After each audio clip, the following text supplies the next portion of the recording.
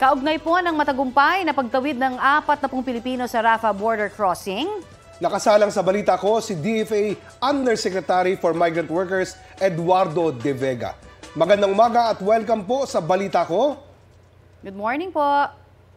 Good morning, magandang umaga. Magandang umaga. Okay, makikibalita lamang po tayo doon sa kalagayan ng 40 Pilipino na nakatawid na po dito sa Rafah border crossing at patungo na po sa Cairo, Egypt.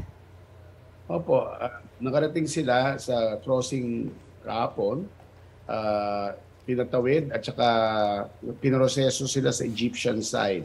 Okay. Tumagal yon, ilang oras yon dahil ganoon talaga, no? Dahil inaayos pa yung visa, ganoon. So mga 10 p.m. kagabi, or shortly before 10 p.m., lahat sila inaprubahan na sa bus at patungo ngayon sila sa Cairo. It's a 6-hour trip na maraming stops dahil may mga checkpoints along the way. So ngayong umaga sa Manila time, ngayon mismo, anytime now, makakarating na po sila sa Cairo. 40 na Filipino citizens at may kasamang isa na babae, Palestinian wife ng isa sa mga... I see. Okay, so does that mean, sir, na confirmed na po na talagang pinapayagan na rin ang mga asawang Palestino ng ating mga kababayan na makatawid kasama nila? Well, she is the first. Ang lumakad na to yung Red Crescent, no, yung Islamic Red Cross, no. Nagkataon baka sama lang, baka sinubukan na parang kumbaga chance passenger ika nga na sinubukan tawid. Na yung susunod na batches, mayroon pang at least 30, mga 30 na may Palestinian spouse. Sabi naman ng Israel, ginadala ng security check at kung pumasa, pwede na rin lumusot. So hindi natin matitiyak na lahat sila papalusutin. Pero yung idea is, ang mangyayari dyan, wala nang pagbabawal na lumabas yung Palestinian. Kailangan lang dumaan yung sa security check. Okay. So, natin, no? Ngayon, ibig sabihin yan, dadami na yung gustong uuwi. Kasi itong 40, kasama sila sa 46 na yung urgent na gustong umuwi. Pero at the last minute, may 6 na nagdesisyon. Maiwan muna for Gaza dahil yung isa may sakit, mag-ama may sakit, nasa ospital. Yung isa naman may isa pang issue. Pero tatawid na rin yan in future batches, no? So ngayon, inihintay na lang natin yung announcement for the next batches. I see. Yun nga po itatanong ko kasi ang kabalita ho nating si Rafi Tima kanina, nabanggit niya nga ho na may 4 no, na nag-back out pero yung 2 ay hindi pa alam yung dahilan. Could we know kung baka may balita na rin ho tayo doon sa 2? Yung 4 nag-back out, hindi dahil ayaw na tumawid, pero parang ayaw na tumawid tapos papauwi sa Pilipinas. Gusto nila tumawid tapos maiwan sa Egypt. I see. Relative sila doon. Aayusin daw muna yung Egyptian immigration status. Pero nananawagan pa rin tayo, no, tawid. Pero Okay. hindi. Pero yung 2, mag-ama to, yung Filipino father at saka yung kanyang anak na nasa hospital. May sakit kasi yung anak. So, nag-delay muna sila. They're part of the family.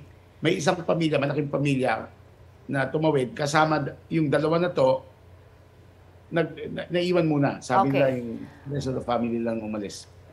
Yusek, may chance ba na aside from the 46 na nasa listahan po natin, yung 130 sabi niyo na total, baka meron pang gusto pa rin na makumbinsi tayo na makapag-cross po ng border?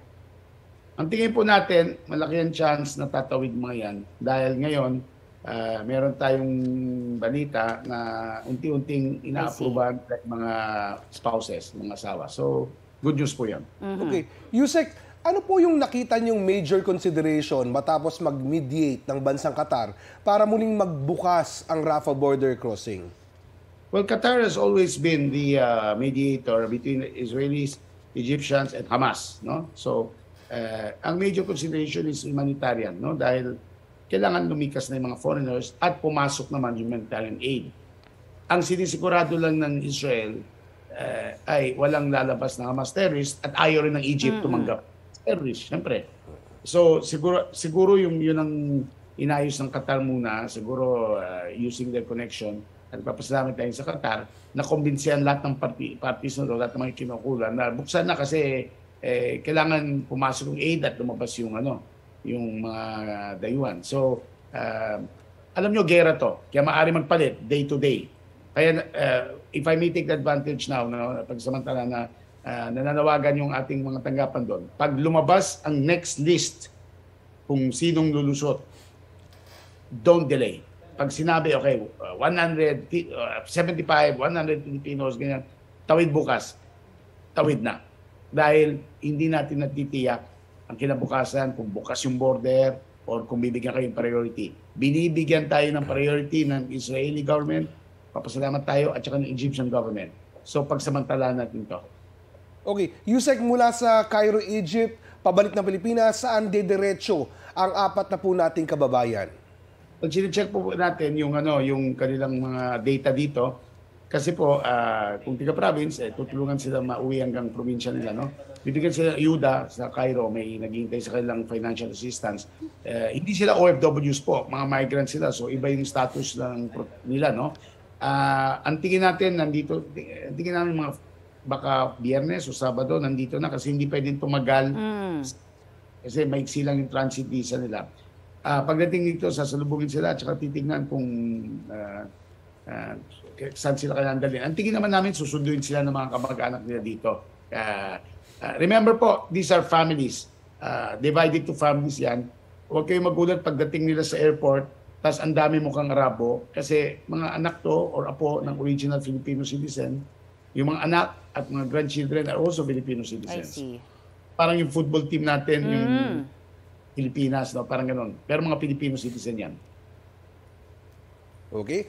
Maraming salamat po, DFA Undersecretary for Migrant Workers, Eduardo De Vega. Yun ang umaga. Thank you, sir. Balita ko, may tututukan kayo tuwing 10:30 a.m. sa GTV. Alamin ang mahahalagang balita at impormasyong dapat niyong malaman sa Balita Ko tuwing Lunes hanggang Biyernes. Mag-subscribe din sa GMA Integrated News sa YouTube.